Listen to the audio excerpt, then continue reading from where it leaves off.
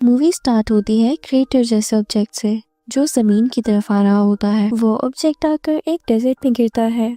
वहाँ एक हंटर और उसका डॉग होता है। उसका डॉग फौरन से वहाँ जाता है, लेकिन ये देखकर डर जाता है और वहाँ से भाग जाता है। जबकि हंटर को एक अजीब से रोर की आवाज सुनाई देती है, जिसको सुनकर वो गन उठाकर फायर के लिए रेडी हो जाता है। फिर सीन कट होता है और हम इस मूवी की मेन कैरेक्टर रैनी को देखते हैं, जिसको अजीब पेट्स पालने का शौक था। फिर हम देखते हैं कि रैनी अपनी लिजर्ड पेट को जला रही होती है क्योंकि वो मर गया था। वो अपनी मदर से कहती है कि वो उसे स्टोर लेके जाए ताकि वो अपने पेट्स का खाना ले सके। फिर हम उसकी मदर के बॉयफ्रेंड को देखते हैं, जिसे रैनी बिल्कुल इग्नोर कर देती है। ये देखकर कि उसकी मदर का बॉयफ्रेंड उसे डांटता है, रैनी को इस बात पे गुस्सा आ जाता है और वो उसकी कार पर स्क्रैच मार देती है। अगली सीन वो रेडी होकर स्कूल आ जाती है। हम वहाँ देखते हैं कि रैनी का कोई दोस्त नहीं है और सब लोग उसे तंग करते हैं। इसी वजह से वो जानवरों को अपना अच्छा दोस्त मानती है। फिर जब स्कूल से छुट्टी होती है तो उसकी माँ उसे पिक करने आती है। रैनी ये नोटिस करती है कि उसकी मदर का बिहेवियर थोड़ा चेंज है, जिससे वो समझ जाती है कि उनका उनके बॉयफ्रेंड से कुछ झगड़ा हुआ है। वो अपनी मदर को कहती है कि वो उसे छोड़ दे,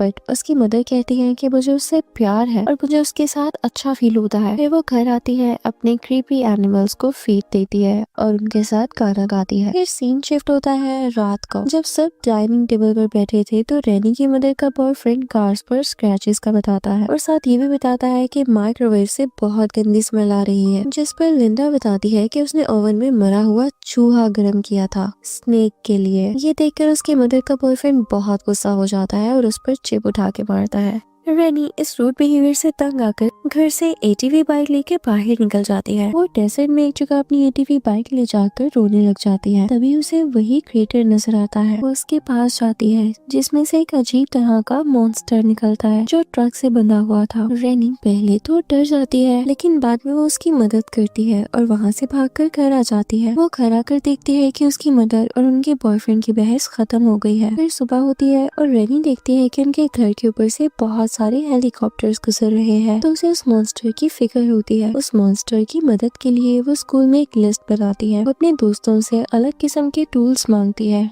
घर आते ही उसके पेरेंट्स उसे बुलाते हैं और 24 घंटों के लिए एक सोबर कॉइन देते हैं, जिसको रैनी बिल्कुल भी एक्सेप्ट नहीं करती और वहाँ से अपने रूम में चली जाती है। फिर चुपके से वो अपने मदर के फ्रेंड की कार की कीज उठा लेती है और कार में से एक वोडका निकालती है। उसे कार में से वोडका के साथ साथ एक गन भी मिलती है। वो ये सारी चीजें इकट्ठी करती है और डेजर्ट में मॉन्स्टर को ढूंढने निकल जाती है। अब रैनी डेजर्ट के वही स्पॉट पर ड्राइव करती है। पहले तो उसे वो क्रिएचर नहीं दिखाई देती, पर फिर वो बाइनोकुलर्स को यूज करती है तो उसे वो क्रिएचर क्रेटर के अंदर मिलता है। फिर वो हवा में गन से एक डैश शॉट करती है, लेकिन बीस्ट बिल्कुल भी रिएक्ट नहीं करता। फिर रैनी उसके पास जाती है और कैमरा सेट करती है, फिर भी क्रिएचर हिलता तक नहीं। तो रैनी सोचती है कि शायद वो मर गया है, तो वहाँ से वापस जाने लगती है। अचानक से क्रिएचर रैनी पर जंप करता है और उसे ग्राउंड पर गिरा देता है। उसके बाद वो रैनी को सूंघने लग जाता है, फिर थोड़ा दूर हट जाता है। तब रैनी पहली बार उसे क्लियरली देखती है और कंफर्म करती है कि वो तो एक एलियन है। वो उसे बात करने की कोशिश करती है और एक सेब ऑफर करती है, लेकिन वो मॉन्स्टर उसे नहीं खाता। उस वक्त हेलीकॉप्टर्स वापस आसमान से उड़ते हुए गुजरते हैं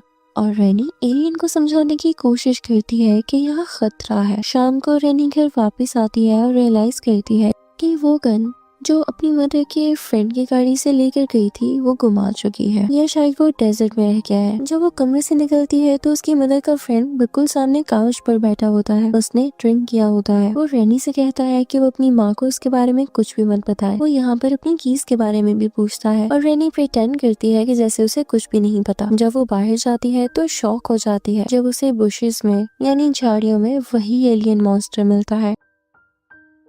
वो उसे कहती है कि चले जाओ, लेकिन वो नहीं सुनता। तो रैनी अपना एटीवी लेती है और डेजर्ट की तरफ निकालती है ताकि एलियन उसका पीछा करे। अब डेजर्ट में रैनी एलियन को छोड़ ही देती है। तभी क्रिएचर उसके सामने आ जाता है और अपना मुंह खोलता है, जिसके गोल्डन टेंटिकल्स निकलते हैं जो रैनी के चेहरे पर फैल जाते हैं। कुछ सेकंड्स तक रैनी की बॉडी हवा में रहती है। जब वो होश में आती है तब तक सुबह हो चुकी होती है और एलियन सो रहा होता है। रैनी उसे हग करती है और डिसाइड करती है कि वो उसे छोड़कर नहीं जा सकती, इसलिए वो उसे घर ले जाती है और सेलर में छुपा लेती है। अब उधर डेजर्ट में हेलीकॉप्टर्स और इन्वेस्टिगेशन टीम अब भी उस मिस्टीरियस ऑब्जेक्ट को ढूंढ रहे होते हैं जो आसमान से गिरा था। फिर यहाँ पर सीन शिफ्ट होता है घर में दिखाया जाता है कि रेनी स्कूल जाने के लिए ड्रामा कर रही है और अपनी मदर को कॉल करके कंफर्म करती है कि वो काम पर गई हुई है ताकि रेनी उस एलियन को अपने घर पर लेकर आ सके। अब रेनी उसको अपने घर में ले आती है और उसे खिलाने की कोशिश करती है, लेकिन वो कुछ भी नहीं खाता। रेनी उसका नाम क्रॉक रखती है। जब रेनी गाना गाती है तो क्रॉक के स्किल्स हिलने लगते हैं जैसे वो एंजॉय कर रहा हो। अब रेनी सोचती है कि या तो ये एंजॉय करे या तो ये शदीद डर गया है, तो वो उसे हग कर लेती है और सिक्योर फील करवाती है। वो दोनों बैठकर टीवी देखने लगते हैं, लेकिन जैसे उसे पता चलता है कि उसकी माँ घर आ गई है तो वो पैनिक हो जाती है। वो चुपके से अपने नए दोस्त के साथ बाहर निकल जाती है। रेनी की मदर अंदर आकर घर का मेस देखकर टेंशन में आ जाती है तो अपनी मेडिसिन लेती है ताकि वो काम हो सके। तभी रेनी और क्रो जल्दी से सेलर की तरफ आते हैं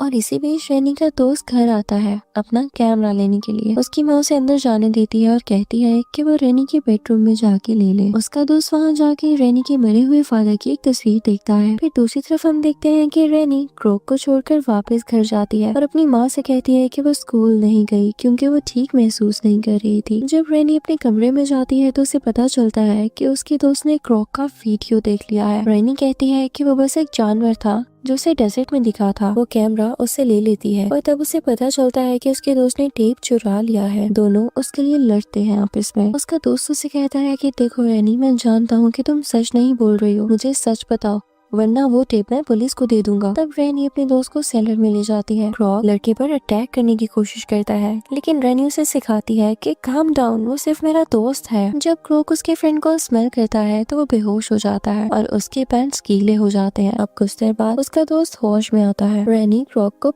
पेट करती है और गाना गाती है जिससे उसके स्केल हिलने लगते हैं। ये देखकर उसके दोस्त को यकीन हो जाता है कि ये एलियन तो फ्रेंडली है। अब इसके बाद उसका दोस्त टेप वापस रेनी को दे देता है और प्रॉमिस करता है कि वो ये सीक्रेट किसी को नहीं बताएगा। लेकिन दोनों को नहीं पता चलता कि उनके पास एक एजेंट छुपकर उनकी बात सुन रहा होता है और उनकी फोटोज ले रहा होता है। शाम का वक्त दिखाया जाता है। रेनी सेलर से कुछ अजीब आवाजें सुनती है। वो नीचे जाती है और अपने एलियन दोस्त के लिए गाना गाती है। वो एलियन दोस्त को खिलाने की कोशिश करती है, लेकिन उसे कोई भी खाना पसंद नहीं आता। नेक्स्ट डे लंच के टाइम रेनी का दोस्त कहता है कि ये मॉन्स्टर एक डायनासोर की तरह है जिसे जरूर हंटिंग करना पसंद होगा। शाम को दोनों रेनी और उसका दोस्त एलियन दोस्त को कहीं लेकर जाते हैं ताकि वो शिकार कर सके। वहाँ कुछ पिग्स थे। मॉन्स्टर ने उनका शिकार किया और फाइनली खा लिया। रेनी खुशी से अपने दोस्त को हग करने लगती है, लेकिन एलियन दोस्त घूमकर जोर से रोर करता है और वो दोनों को टच करने नहीं देता। रात होती है। जब रेनी एलियन दोस्त को वापस सेलर में छोड़कर अपने कमरे की तरफ जा रही होती है तभी रेनी की मदर का बॉयफ्रेंड ड्रंक हालत में आता है। वो उसके बाल पकड़कर उसे सोफे पर फेंक देता है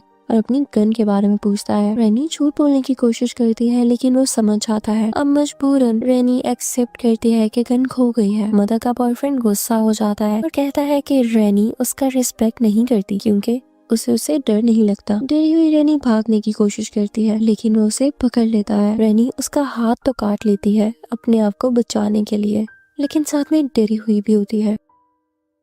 अब वो उसे गुस्से में दीवार पर फेंक देता है और उसके ऊपर चढ़कर गला दबाने की कोशिश करता है। रेनी की चीख सुनकर फौरन से उसकी माँ वहाँ पर आती है और अपने फ्रेंड को दूर करती है। तभी सेलर में बंद एलियन दोस्त सबको सुनकर गुस्से में आ जाता है और दीवार पे जोर जोर से मारने लगता है। पूरा का पूरा घर हिलने लगता है जैसे अर्थक्वेक आ गया हो। कुछ मिनट्स बाद वो रुक जाता है। अब इस सीन के बाद रेनी की माँ फाइनली अपने बॉयफ्रेंड से ब्रेकअप कर लेती है। जब वो जाने से हिचकिचाता है यानी हेजिटेट करता है तो रेनी की माँ एक बियर बॉटल दीवार पर मारती है जिससे वो चला जाता है। सीन शिफ्ट होता है। माँ रेनी को चेक करने जाती है, लेकिन रेनी बहुत गुस्से में होती है कि उसकी माँ ने सिचुएशन को इतना बढ़ने ही क्यों दिया। वो सेलर में जाकर अपने एलियन दोस्त को याद दिलाती है कि उसे काम रहना है, उसे किसी को शो नहीं करना कि वो यहाँ पे रहता है। रेनी भी थोड़ी ही देर में वहीं पर सो जाती है। अगली सुबह हो जाती है। रेनी के पास एक एजेंट आता है। वो उससे कहता है कि उसे वो गन मिल गई है जो उसकी माँ के बॉयफ्रेंड के नाम पर रजिस्टर्ड थी, लेकिन उस पर लास्ट फिंगरप्रिंट्स रेनी के हैं। रेनी बहाना बनाकर कहती है कि वो सिर्फ डेजर्ट में जाकर कैंस पर शूट कर रही थी। तो एजेंट कहता है कि कल वो अभी के लिए सॉफ्ट रहेगा और अपना बिजनेस कार्ड दे देता है, लेकिन उसे वार्न करता है कि अगर रेनी ने कॉल करके इन्फॉर्मेशन नहीं दी तो वो वारंट और हैंडकफ के साथ वापस आएगा। सीन शिफ्ट होता है। रेनी की माँ देखती है कि घर में पानी नहीं आ रहा तो वो एक प्लम्बर को बुलाती है जब प्लम्बर सेलर में जाके प्रॉब्लम चेक करता है तो उसे एलियन दिख जाता है। वो शॉक हो जाता है और डर के मारे अपने टूल से उस पर हमला कर देता है, जिसकी वजह से एलियन उसे काट लेता है। अब डरा हुआ प्लम्बर अपनी वैन में बैठ के भाग जाता है, लेकिन दर्द और घबराहट के चक्कर में उसकी वैन क्रैश हो जाती है। दूसरी तरफ हमें दिखाया जाता है कि रेनी स्कूल से घर आती है तो माँ से बात करने की कोशिश करती है, लेकिन रेनी गुस्सा करती है और अपनी माँ को हर गलती के लिए ब्लेम करती है। रेनी सेलर जाती है और देखती है कि फ्लोर पे ह्यूमन ब्लड पड़ा हुआ है। एलियन भी इंजर्ड है और वो भी ब्लीड कर रहा है, तो वो फाइनली डिसाइड करती है कि वो एलियन दोस्त को घर में और नहीं रख सकती। सीन शिफ्ट होता है यहाँ से रेनी के दोस्त पर, जिसके पास एक एजेंट आता है और उसे कुछ इन्फॉर्मेशन निकलवाने की कोशिश करता है। शाम के वक्त रेनी अपनी एटीवी लेकर डेजर्ट की तरफ निकल जाती है और अपने एलियन दोस्त को पीछे फॉलो करने के लिए कहती है। वो एलियन तो इतना तेज भागता है कि एटीवी से भी आगे निकल जाता है। थोड़ी देर के बाद दोनों एक जगह रुकते हैं जहाँ रेनी का दोस्त मिलता है।